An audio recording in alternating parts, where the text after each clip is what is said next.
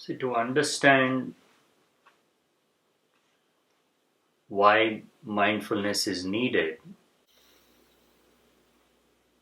we need to go very far back into the past. Because subconsciously, we are more driven by the deep rooted conditioning of our past than anything else. At a conscious level, we are trying to deal with the mind. We are trying to deal with the desires of the mind, desires of the body. But at a subconscious level, there is a deep programming already there, which is contributing to the desires, which is adding to the desires, which is adding to the mentation. So unless we understand this deep-rooted conditioning that's at the core of our being, we would not be able to truly appreciate the value of mindfulness. Because man is not just a product of his dreams and desires. He is also an extension of social dreams. He is an extension of religious dreams. He is an extension of every individual who has tried to rule over him. Man has mostly been ruled, not guided. We've hardly had a few teachers here and there throughout the history of humanity. You can count them on your fingertips who have come for us, stood firm in their love and dedication to help us, who lived and died speaking the words of truth and wisdom. You can count them. Compared to the innumerable others who came only to rule, in that category would fall almost all the kings and rulers of the past. In that category would fall all the religious people of the past. Not the awakened ones, but the ones who were using religion as a way of controlling people. All the major religions of the world. Ruling, having control over man's mind and body, has been the central occupation of the people who have tried to rule us. So unless we understand how much we are a product of that conditioning, we will not know the value of mindfulness. Because at a certain level, we have accepted this state of reality, this state of life, the state of society around us as the reality. And for us, that is the best possible version of life, because we don't know anything else. What if it is not the best possible definition of life, best possible expression of life? And even worse, what if it is nowhere close to being the best? What if it is in the opposite direction? What if it has taken us so far away from our true nature that we have stopped even inquiring about the nature of reality? We have stopped even asking about the nature of our true self. Unfortunately, that is the reality of the world. People are not seeking the self. They are seeking the desires that were planted in their mind centuries ago. In one form or the other, we are searching for the same things. On the one hand, we're searching for God. Assuming you're a religious person, you fully believe in the teachings of your religion. Everything you do in this life is a preparation to go to another place where all the merits you have acquired in this life, which is the same philosophy of Hinduism, Buddhism, Christianity, Islam, all the religions. This is a waiting room. This life is not significant. What you do here does not count here, but it counts there. Where? Nobody knows.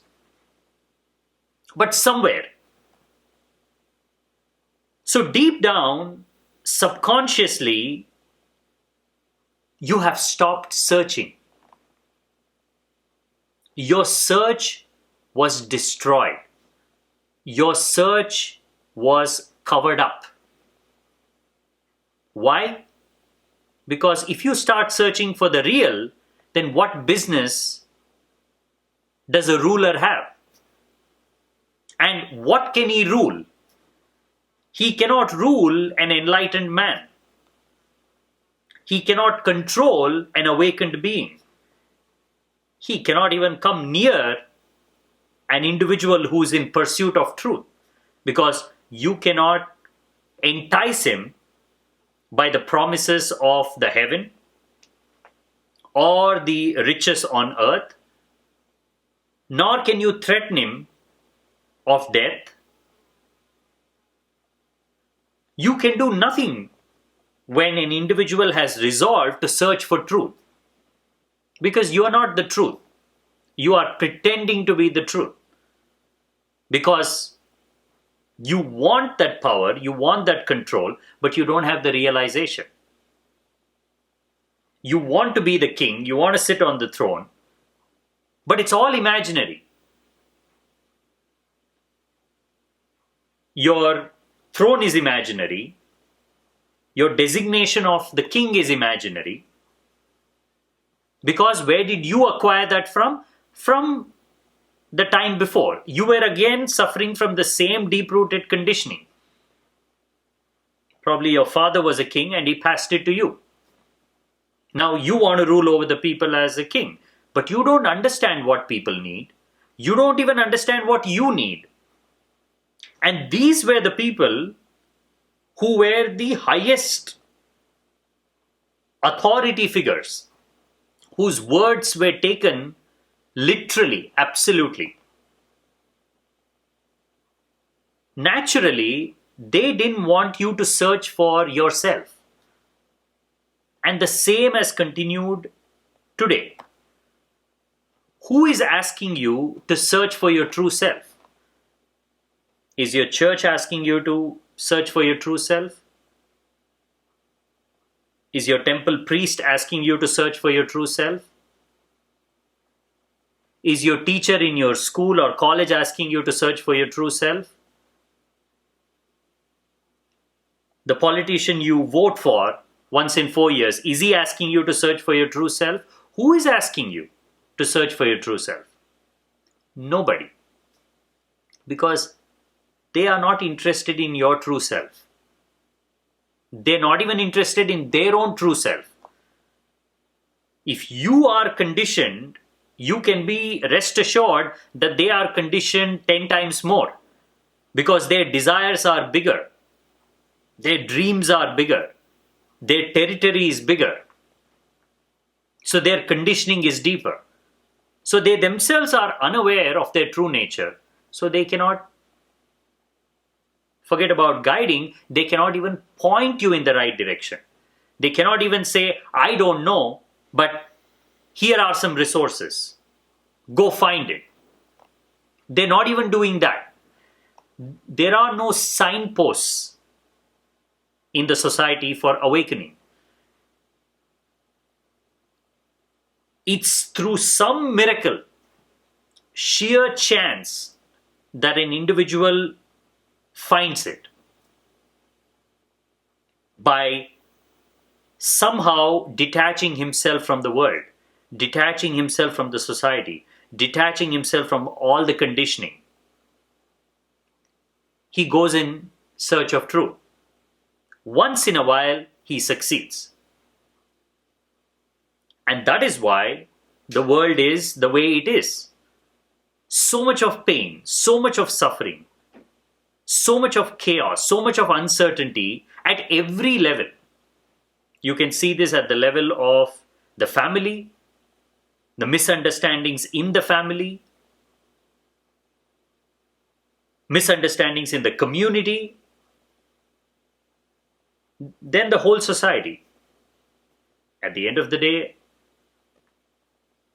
whole world is a family. The individual family that you belong to is just a representation of the bigger family. What happens at the minor level is what eventually translates into the bigger landscape. Within every home, within every family, if people were to be living in peace, in bliss, being rooted in the moment, being in love, connected to their true nature, we would not see the world the way it is now. We would be living in a completely different world, totally different reality. The world is the way it is because we have been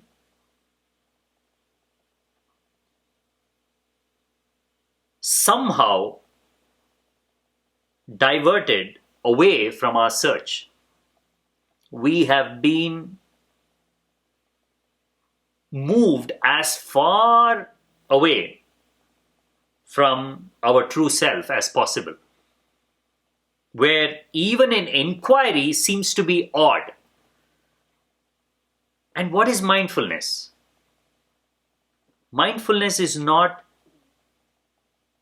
some other new quality that we need to acquire. It's not a new skill that we need to acquire. It is not something that has to be added. Mindfulness is about being here, being in the present moment, as close as possible to the seat of life, where life is flowering and fruiting every moment. It is to be close to your nature. Why has it become such a big challenge to just be? It's because of all this deep-rooted conditioning. And consciously, we might be pursuing our individual dreams. We might be fully convinced that this is my life, this is my dream, this is my desire. But you scratch the surface of those dreams. You dig a little deeper. You will see it's all stacked upon the dreams and desires of the past. All the misguided dreams and desires of the past. People who came before with all these ideologies, pursuing wealth, pursuing name and fame, becoming rich, becoming successful, becoming something important. That conditioning is what we are pursuing. And if that conditioning is wrong, if it is flawed, stress, anxiety, uncertainty, fear is the natural consequence. And we don't have to go far to know that is the reality. The conditioning has been wrong. The dreams and desires passed on have been wrong. How do we know it? The state of the world.